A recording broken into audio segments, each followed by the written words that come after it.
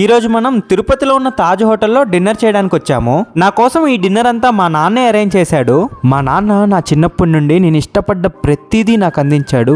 నేను కోరిన ప్రతిదీ నా ముందుంచాడు. నా దేవుడైన మా నాన్నకి తెలియని విషయం ఏంటంటే ఈ భూమి మీద నేను అన్నిటికంటే ఎక్కువగా ప్రేమించేది, ఇష్టపడేది, కోరుకునేదైతే మా నాన్ననే. కానీ ఆ దేవుడు పగబట్టి మా నాన్ననైతే నా దగ్గర నుండి దూరంగా తీసుకెళ్ళిపోయాడు. దాదాపు 1.5 సంవత్సరం క్రితం అనుకుంటా నేను, నాన్న, అమ్మ కారులో అలా బయటకు వెళ్తున్నాం. మీరు ఇప్పుడు స్క్రీన్ పైన చూస్తున్నదైతే మా నాన్నగారిని.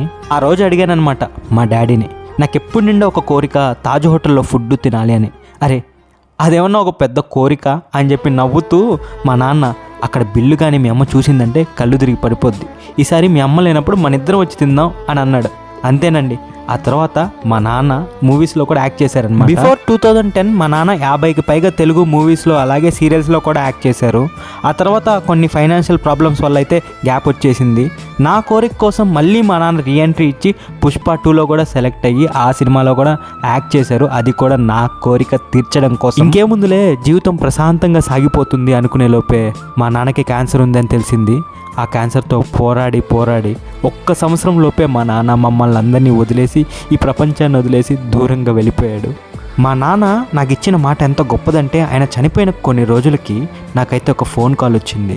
సార్ కొండలరావు గారా మాట్లాడేది అనంటే, లేదండి ఆయన ఎక్స్పైర్ అయిపోయారు, నేను వాళ్ళ అబ్బాయిని అనంటే, అప్పుడు వాళ్ళు అన్నారన్నమాట, మీ నాన్నగారి బదులు మీరు రావాలండి, ఒక చిన్న మీటింగ్ ఉంది, అది అయిపోయిన తర్వాత డిన్నర్ అరేంజ్ చేస్తామని చెప్పి పిలిచారు.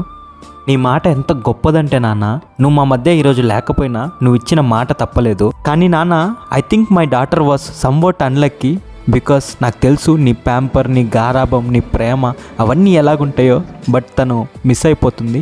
అయినప్పటికీ ఈరోజు నువ్వు లేని బాధ మోయడానికి భారంగా ఉన్నా నువ్వే దాని రూపంలో మాతో ఉన్నావు అనే నమ్మకంతో, ఎప్పుడూ నీ జ్ఞాపకాలతో, నిరంతరం నీ ఆలోచనలో నీ కోసం అలా బతికేస్తాను నాన్న. ఐ లవ్ యూ నాన్న. I miss you.